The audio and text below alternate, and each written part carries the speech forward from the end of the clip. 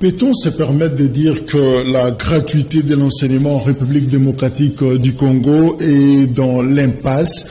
On y tentera justement de répondre dans ces nouveaux numéros de votre opinion sur Canal Kin Télévision qui reçoit pour vous Serge Bondedi, secrétaire général de IMAE ONG, c'est partenaire de l'éducation du gouvernement congolais. Serge, bonjour.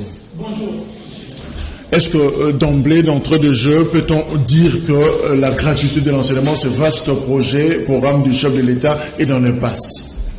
Oui, nous pouvons l'affirmer parce que sur base des éléments qui se présentent sur terrain, notamment les attentes qui sont fixées sur le paiement de NU, qui est un des aléas ou plutôt des impératifs pour la bonne marche, pour la durabilité, la soutenabilité de la gratuité. Jusque-là, ce paiement n'a pas encore eu lieu.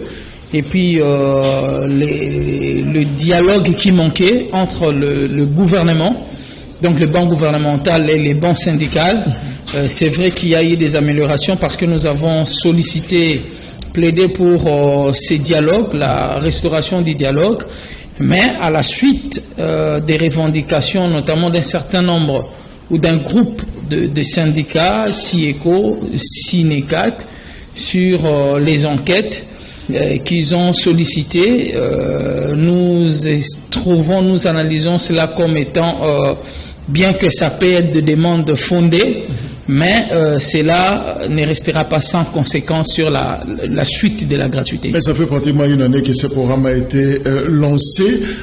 Mais alors, qu'est-ce qui a marché et qu'est-ce qui n'a pas marché? Commençons d'abord par ce qui a marché. Ce qui a marché, il y a le paiement des enseignants jadis NP, qui avait 37 000, près de 38 000 dans le primaire. Ils sont payés. Il y a près de 98 000 qui y avait dans les secondaires. Ils le sont aussi depuis janvier 2020. Il y a le paiement de frais de fonctionnement qui posait problème. À ce stade, c'est chose faite. Mais nous allons continuer à plaider parce que ce frais ne représente absolument rien par rapport aux besoins réels des établissements d'enseignement, mais du moins en termes d'engagement, le gouvernement s'est montré quand même responsable en octroyant le frais de fonctionnement aux établissements d'enseignement primaire et pas jusque-là du secondaire, c'est une bonne chose. Et puis il y a le punais problème du paiement des enseignants nouvelles unités. Okay. Alors il fallait les identifier. C'est ce qui a été fait pendant pratiquement le mois de février à travers l'opération appelée en sigle ORINU, opération rapide d'identification des enseignants NU. Il y avait aussi les établissements qui n'étaient pas répertoriés, qui l'ont été. Et maintenant, mais visiblement leur paiement traîne. Leur paiement traîne. Et en tout cas, en croire certains renseignements à notre possession, il y a un sérieux problème du budget. Le gouvernement, bien que le chef de l'État, par l'entremise de son directeur de cabinet, avait donné des injonctions au VPM du budget, en son temps, c'était au mois de septembre, par une correspondance, de programmer le paiement de NI au mois d'avril, ce qui avait fait que même le ministre d'État et le ministre de l'EPST l'avaient réitéré cette position du gouvernement à travers les médias, et ces paiements étaient attendus au mois d'avril. Mais malheureusement, il n'y en a pas. Donc, il y a le problème du budget. Donc, je disais, les éléments de notre possession, le gouvernement s'alarme avec la situation du Covid qui a généralement réduit les capacités de mobilisation des ressources. Cette question de N1, les nouvelles unités, c'est véritablement le problème pour ce programme de la gratuité. Effectivement, c'est ça le vrai problème. Pourquoi? Parce que selon le rapport présenté par le CECOP à la suite de l'identification, le nombre est à près de 144 000 enseignants, 144 000 enseignants, nouvelles unités qu'il faut payer. C'est là qu'il y a maintenant débat sur toute l'étendue du territoire. C'est là qu'il y a un débat entre les syndicalistes et les CECOP, l'opportunité. Mais du moins, nous, ce que nous savons dans la démarche, après l'identification, il y a un processus qui était prévu.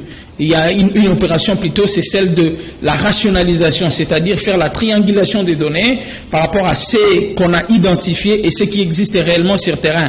Mais maintenant, il y a cet élément nouveau, c'est Sable qui vient entrer dans l'engrenage par rapport à la suite du processus, la demande d'un groupe de syndicalistes, et une demande qui n'est pas dans la planification. Alors, ce qui dérange est que ces enseignants enseignent dans les établissements. Et d'abord du point de vue général, du point de vue élémentaire. C'est une situation qui existait avant le lancement de la gratuité ou c'est justement une situation qui vient de se produire? Ils existaient, mais ils étaient pris en charge par la motivation des parents. Okay. Les mesures de la gratuité ont fait que cette motivation n'existe plus pour le primaire, totalement, quasiment plus rien. Et pour les secondaires, le frais fixé par le gouverneur de province à Kinshasa, par exemple, c'est à la hauteur de 32 000 francs. Vous voyez? Et le paiement, les autorités du ministère avaient exigé aux écoles d'affecter ces frais payés par les parents au paiement des NU. Il y a à boire et à manger là-dessus. Donc, il faut que ces enseignants soient pris en charge par le gouvernement. Parce que c'est une obligation de l'État. D'abord, de un, ils sont enseignants comme tous les autres. Et à ce titre, ils doivent bénéficier d'un traitement digne et égal par rapport à tous les autres qui sont déjà payés. Et dès lors que ces enseignants resteront nouvelles unités, c'est-à-dire sans paiement, le danger continuera à peser sur la gratuité parce que les écoles se verront dans l'obligation de solliciter aux parents la prise en charge de ces enseignants. Mais est-ce que c'est par, j'avais dit par ignorance, c'est par imprudence, inconséquence du gouvernement en lançant justement ces vastes programmes de gratuité, mais il savait qu'il va se poser un problème de prise en charge des enseignants, notamment les nouvelles unités. Alors, comment se fait-il qu'on lance la gratuité, mais on ne sait pas prendre en charge les nouvelles unités pendant qu'on a arrêté la prise en charge des parents? Ce que nous avons noté, il y a le problème de la mobilisation des ressources de la part du gouvernement. Il y a le problème de gouvernance qu'il faut pas ignorer avec le coulage des recettes. Je crois que nous avons tous été témoins des alarmes, notamment du ministère des Finances, sur des dépassements du budget alloué aux institutions. C'est ainsi qu'il y a un certain moment, il y avait même un mode d'urgence. Un mode d'urgence. Donc même le chef de l'État s'en est a montré des inquiétudes là-dessus. Donc des problèmes de gouvernance pèsent aussi dans la mise en œuvre de la gratuité et le pilotage des politiques publiques. Alors, la question de la gratuité. Le budget estimé dans des travaux, c'est à la hauteur de près de 4 milliards de dollars. Pour trouver ces moyens, il faut renforcer la gouvernance, donc la capacité de mobilisation des recettes publiques. Et il y avait un nombre d'actions qui devraient être faites, la restructuration du Fonds de promotion de l'éducation nationale pour permettre à celle-ci de collecter la taxe de solidarité pour l'éducation qui fait partie des recommandations de la table ronde, mais au stade actuel, les travaux sur la restructuration du FPN n'ont pas encore eu lieu. Il faut la restructurer parce que c'est une institution qui est un service public qui a été créé dans un contexte où il n'y avait pas la décentralisation, il n'y avait pas la nouvelle loi sur la loi fiscale actuelle. Il faut beaucoup de choses qu'il faut réajuster là-dessus pour permettre maintenant la mise sur pied de ces taxes de solidarité pour l'éducation. Et ce mécanisme fait partie de ce qu'on appelle le mécanisme innovant, donc de financement innovant. C'est pour permettre au-delà des ressources traditionnelles qui existent déjà, de compenser ces gaps-là. Mais entre-temps, il fallait aussi les interventions du PTF, du partenaire technique et financier du gouvernement. C'est ainsi que la Banque mondiale s'est montrée partante. Mais ici, permettez-moi de diser de votre micro pour lancer aussi un appel à d'autres partenaires techniques et financiers, même aux responsables, aux autorités du ministère de l'EPST. La gratuité est un défi énorme. Nous, principalement IMAE, au mois de décembre 2019, nous avons fait des études sur les effets induits de la gratuité et nous en avons enregistré près de 16 effets induits qui nécessitent des investissements sérieux. Donc, il ne faut pas se limiter qu'à l'appui de la Banque mondiale. Il y a plusieurs partenaires du gouvernement qui peuvent ou qui veulent aussi aider la population congolaise dans cette réforme. Tout ça, ce sont de dispositions à prendre, de précautions à prendre pour sauver la gratuité. Oui. On dirait qu'on est allé trop vite en besogne, non? Nous ne sommes pas allés, je ne dirais pas comme défenseurs de la gratuité, je ne dirais pas qu'on nous sommes allés trop vite en besogne. Il fallait. Parce que nous étions dans une situation de catastrophe éducationnelle. Depuis qu'on a lancé la gratuité, il y a eu un surplus de 4 millions d'enfants dans les circuits scolaires. C'est-à-dire, tout ce qui était avancé comme hypothèse, notamment par les enquêtes des EAD, enfants et adolescents, en dehors de l'école, se sont affirmés. C'est-à-dire qu'il y avait un grand nombre d'enfants qui ne bénéficiaient pas de ces droits élémentaires, mais grâce à la gratuité, ils le bénéficient. Mais comment maintenant assurer la durabilité de cette gratuité, la soutenabilité de cette gratuité? C'est ça la plus grande question et c'est la passe parmi les étapes importantes. Donc c'est la prise en charge de nouvelles initiatives. C'est une étude de faisabilité qui a fait défaut, surtout avec vous, partenaires de l'éducation. Nous, partenaires de l'éducation comme société civile, nous pointons plutôt du doigt, on n'a pas noté l'indulgence de la part du gouvernement. Parce que dès après la sortie des travaux de la table ronde, il devrait se mettre en place la Commission nationale de suivi et évaluation de la gratuité. L'année scolaire tend à sa fin, il n'y a jamais eu la réunion de cette commission de suivi. Il fallait évaluer, il fallait faire des évaluations à mi-parcours. Rien n'est fait. Rien n'est fait. Et là, c'est de la responsabilité des gouvernants. Donc c'est une question de gouvernance. Il y a les travaux, je vous ai dit, de la restructuration du IFPN. Il n'y a jamais eu de travaux à ce niveau. Il y a la taxe de solidarité pour l'éducation. Cette taxe, on ne l'a jamais instaurée. Il y a aujourd'hui l'appui de la Banque mondiale. Le ministre d'État, au mois de décembre, si j'ai bonne mémoire, a signé un arrêté portant création et mise en place de la Commission nationale du suivi budgétaire de cet appui de la Banque mondiale. Il y a plusieurs acteurs, notamment de la présidence, de la primature, d'un certain nombre de ministères, fonction publique, budget, finances, EPST, qui ont été notifiés, et nous de la société civile. Mais je vous informe que cette commission ne s'est jamais aussi réunie. Donc, sur papier, lors de réflexion, tout a été bien planifié, mais l'application de ce qui a été planifié relève de la compétence des autorités qui, malheureusement, on a l'impression qu'ils ont les intentions peut-être ailleurs. Vous avez fait votre évaluation à vous sur ces vastes projets de gratuité de l'enseignement en RDC. Alors, finalement, il y a beaucoup de problèmes à reprocher à ces programmes. Mais quelles sont les conséquences finalement? Ça a des incidences sur l'éducation, sur l'enseignement en RDC? Effectivement, parce que vous avez vu, d'abord, cette absence de dialogue. Cette absence de dialogue dialogue entre le partenaire social et le gouvernement. L'absence de mécanismes de suivi et évaluation. Vous pensez que le gouvernement ne vous consulte pas suffisamment? Non. En tout cas pour la gratuité, non. La consultation vient quand les choses tendent à la rupture. Oui. Quand la température est à la dilatation, c'est à ce moment-là, et à la fusion, à l'état de fusion, c'est à ce moment-là que le gouvernement nous fait appel. Ce n'est pas bon, ce n'est pas des choses à continuer à faire. Et donc, l'absence de mécanismes de suivi et évaluation, l'absence de dialogue, ont alimenté des suspicions, ont alimenté de frustration. Et c'est ce qui a été aussi à la base d'un certain nombre de supputations, l'absence de la communication. Aujourd'hui, vous avez suivi notamment CIECO et SINECAT qui ont demandé qu'il y ait enquête sur les fichiers de NU. Nous, comme experts, mais j'ouvre une parenthèse, mais pourquoi insister sur les fichiers de NU? Vous pensez que dans l'opération d'identification, il y a eu de fraude, il y a eu des problèmes? Moi, j'étais sur terrain. Et là aussi, il faut évaluer la capacité des uns et des autres, de ceux qui avaient reçu du trésor public les fonds pour faire ce travail, et bien le faire.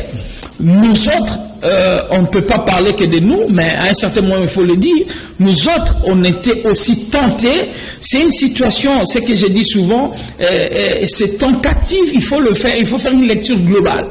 Lorsqu'il y a des élections au Congo, vous avez un nombre élevé de candidats, députés, nationaux, provinciaux ou comme président de la République. Lorsqu'il y a des annonces sur des tests d'embauche, il y a un nombre élevé de candidats, tout simplement parce qu'il y a un problème de chômage qui est réel. Lorsque l'opinion a su qu'au niveau du ministère de l'enseignement, grâce à la gratuité, on va commencer à payer les enseignants, c'est tout le monde qui a bougé sa casserole pour se retrouver dans ces fichiers. Donc, nous connaissons les mentalités. Même l'ancien président Kabila dit qu'il n'a pas pu transformer lettres zaïrois en lettres congolais. Donc, tous ces éléments, dans l'armée, on n'en parlait pas, dans la fonction publique, n'en parlons même pas. Donc, tous ces éléments, lorsque nous sommes revenus de la mission, nous les avons fait connaître aux autorités. Et au mois de mars, lors de la validation de ces fichiers, le gouvernement a dit, sur 399 000 inscrits, il a compressé jusqu'à 144 000. Nous, notre souhait comme défenseur de la gratuité, il faut payer les gens. Nous savons qu'il y a les allégations de fraude, peut-être par mégarde, peut-être par intention de nuisance, peut-être par esprit criminel. Les gens ont fait bomber des listes.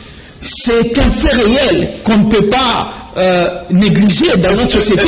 Mais comment? Est-ce qu'il ne faudrait pas recommencer l'opération? Recommencer l'opération, c'est là où maintenant nous attirons l'attention des uns et des autres. Tous ces éléments ne sont pas nouveaux. Dans la planification de la gratuité, on savait que ces choses finiront par arriver. Mais comment répondre à ces problèmes? Ceux qui étaient dans la boîte de préparation le savent qu'il y a l'étape de la rationalisation. C'est-à-dire après ORINU, il faut payer les gens. Lorsque vous commencez à payer, lorsqu'il y a le fichier, comme technicien, il y a ce qu'on appelle l'instrument de talonnage. Okay. Au stade actuel, si on dit qu'il y a des fraudes, ce sont des supputations, ce sont des procès d'intention.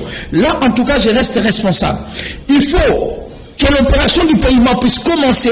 C'est à ce moment-là, lorsqu'il y a mission de rationalisation et à notre niveau de la société civile, des audits sociaux, en ce moment-là, sur base de ceux qui ont des éléments déclarés, des éléments payés, qu'on peut maintenant faire l'analyse comparative. Alors, mais au stade actuel, il est difficile de faire l'analyse comparative. Et s'il faut faire les enquêtes, on va le faire sur base de quoi? Et nous connaissons l'histoire des enquêtes dans ces pays. Bien avant de passer à autre chose, alors, comment sortir de cette impasse pour sauver pratiquement le... Comment sortir de cette impasse pour sauver la gratuité? Il faut payer les enseignants NU. Il faut le payer. Avec quoi? Je crois il y a le budget, il y a les trésors publics, ça c'est de 1. Et de 2, déjà l'appui de la Banque mondiale au niveau du Parlement, tout a été fait. Au niveau du président de la République, il y a eu promulgation de l'ordonnance portant accord des prêts. Et au niveau du gouvernement, notre souhait, nous attendons maintenant la convocation de la réunion de la Commission nationale de suivi de cet appui budgétaire pour que nous puissions savoir où en sommes-nous. En tout cas, moi, comme secrétaire général de l'UMAE, jusqu'au stade actuel, on n'a pas encore reçu l'invitation concernant ces projets, mais nous attendons de part et d'autre qu'il y a eu des initiatives que nous n'encourageons pas. Ce sont des initiatives qui sont susceptibles de favoriser la fraude, notamment de réaliser des spots. Nous voulons savoir si les fonds venaient d'où, parce qu'il faut sauver la gratuité. Et au-delà de ça, il faut aussi d'autres actions que je vous ai dit ici par rapport au financement innovant. Alors, je rappelle d'ailleurs qu'avant de vous recevoir, vous sortez d'une audience avec les ministres de l'enseignement supérieur et universitaire, Thomas Loakallo-Losenjola. Oui. Ça portait sur quoi? Ça portait sur notre plaidoyer pour l'interdiction des fonctionnements au sein des établissements de l'enseignement supérieur et universitaire, des associations et regroupements à caractère tribal et ethnique. Vous savez, dans ces pays, lorsqu'on nomme quelqu'un, et ce qu'on voit à la télé, c'est nous les originaires d'eux. Les étudiants ressortissants de l'Odja, de Kabiakamwanga, lorsque la justice veut poursuivre quelqu'un pour des faits supposés infractionnels, ce sont des communautés qui passent à la télé pour dire ne touchez pas à notre ressortissant. Donc c'est une manière de réfléchir sur base de la tribu, de l'ethnie, nous fait rentrer, rétrograder plusieurs siècles en arrière. Et malheureusement, ce phénomène a suffisamment pris corps. Et malheureusement, dans nos universités... Ça dérange. En quoi ça dérange? En quoi ça dérange? Ça dérange un élément technique qu'on appelle l'équité. L'équité, notre système éducatif a des axes, a des fondements, parmi lesquels l'accès qui est garanti à tous et l'équité. L'équité, c'est-à-dire offrir les mêmes possibilités de réussite à tout le monde. Ah, vous craignez ceux qui disent, mais président Jeriwana Aza Mouane. Voilà. Exactement. C'est-à-dire que lorsque les gens commencent à opérer sur base de l'ethnie ou de la tribu, ça donne naissance au favoritisme, au clientélisme. C'est-à-dire que les universités, en ce moment-là, nous produisent des citoyens qui ne sont pas compétitifs. Et ça fait partie de plusieurs antivaleurs qui gangrènent notre enseignement supérieur et universitaire. Et nous avons échangé avec le ministre là-dessus. Il était très attentif. Il nous a promis vraiment son accompagnement par rapport à ses plaidoyers. Et il a aussi exprimé ses regrets, le fait que cette antivaleur, malheureusement, gangrène le monde universitaire qui, au moins, devrait exceller dans des bonnes choses. Non, mais ça, c'est quand même la liberté d'association, non? Les gens sont libres de s'exprimer. C'est vrai. Peut-être que nous sortons tous de Mbandaka, nous venons de Chilenge, nous sommes ensemble, 5, 6, 7, et puis on vient, on se réglisse. La liberté d'association, oui, mais il y a, en droit, il y a une différence entre la liberté fondamentale et la liberté publique. C'est-à-dire que lorsque les gens se prononcent dans des espaces publics, notamment le média, pour émettre des avis émaillés du tribalisme et de l'ethnisme, cela dérange la moralité publique. Cela dérange le mœurs. Parce que nous sommes une nation. Le Congo est une nation, est un pays. C'est-à-dire que c'est un pays qui fonctionne sur base des lois et non sur base des sentiments tribaux. Et ces sentiments tribaux ont des conséquences énormes. Vous avez vu ce qui s'est passé, notamment à Yumbi, ces conflits inter-ethno-tribaux qui gangrènent, qui portent la mort et désolation. J'ai suivi le documentaire de Human Rights Watch, notamment sur Yumbi, près de 900 personnes qui ont été tuées. Une jeune fille qui a perdu à l'instantanéité toute sa famille. Comment cette fille continuera? Le drame psychochique avec lequel il vivra toute sa vie. Donc, que retenons-nous à la prochaine année académique, donc plus question d'association, plus question de ces regroupements. C'est un grand travail. C'est un grand travail. Le ministre vous a dit. C'est un grand travail qui va s'étendre dans les temps, dans la durée. Vous savez, faire changer les mentalités, ce n'est pas facile. Il faut répertorier ces associations. Il faut connaître aussi pourquoi ils agissent ainsi, peut-être par ignorance, les sensibiliser et ce qui est important, c'est de renforcer le cadre réglementaire de l'enseignement supérieur contre les pratiques contraires à l'éthique professionnelle en milieu académique. Alors, nous allons terminer, mais Serge Bondé dit, lors de la dernière célébration de la journée de la jeunesse, le ministre d'ailleurs a évoqué cet aspect. Il a parlé même d'un service militaire obligatoire pour les enfants, pour les jeunes. Et vous, quelle est votre position? D'abord, du point de vue conceptuel, je vois qu'il y a beaucoup d'antipathites quand on parle d'un service obligatoire dans un pays qui se nomme démocratique. Et j'ai suivi même la proposition de loi d'un député, de l'opposition d'ailleurs, lorsque le député aussi parle d'un service obligatoire, on lui a dit pour les jeunes de 18 à 25 ans, des adultes, leur imposer un service, c'est rentrer plusieurs millénaires, dirons même, en arrière. On ne peut pas imposer le choix aux libertés, et plutôt aux citoyens. Ça, c'est de un. Et de deux, s'il faut faire une réflexion rationnelle, le ministre a dit pour susciter l'amour de la patrie. Nous pensons que ce n'est pas la raison principale. Parce que pour susciter l'amour de la patrie, s'il faut seulement faire l'armée, que dirions-nous de tous ces généraux qu'on a cités dans les rapports des institutions internationaux sur le pillage des minerais, sur la violence à l'égard des femmes? Non, nous ne pensons pas que c'est une raison qui tient debout. Peut-être on pouvait encourager, s'il faut enseigner la discipline républicaine, s'il faut faire participer les jeunes à la reconstruction du pays à travers le service génie militaire, là au moins le débat pouvait être potable. Mais si par rapport aux éléments donnés, nous pensons que ça ne tient pas debout. Mais raisonnons dans l'absurdité où cette loi passée, du jour au lendemain, ça souffrirait d'application. Parce que déjà au stade actuel, si vous visitez nos camps militaires, le gouvernement est incapable de prendre en charge les militaires et les policiers. Le gouvernement éprouve des difficultés pour assurer la gratuité, pour assurer le besoin des enfants et des jeunes. Il y a des problèmes de la santé de maternité, il y a des problèmes de santé de l'adolescent, il y a des problèmes d'éducation sur le plan global, il y a des problèmes de délinquance juvénile. Les conditions ne sont pas réunies. Les conditions ne sont pas réunies, c'est vraiment rêver debout, même s'il est permis à tout le monde de rêver. Mais en ce moment-là, quand ça sort du gouvernement, c'est quand même inquiétant. Serge Bondé dit, la rentrée scolaire, c'est 2020-2021, c'est pour le 5 octobre. C'est projeté pour le 5 octobre. Et il y a classe montante. Il y a des travaux.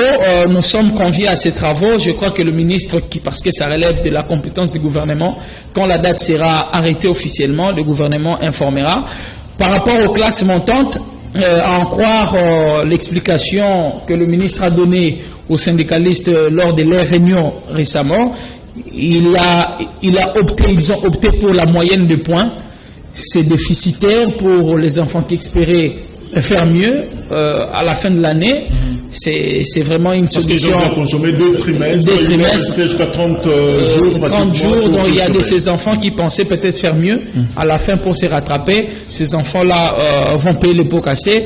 Et puis de deux, les matières qui ne sont pas prises. Comment? Parce que ici, c'est le système éducatif qu'il faut protéger. Il y a la pertinence des enseignements, comment les récupérer. Nous restons sur nos kiff-vif.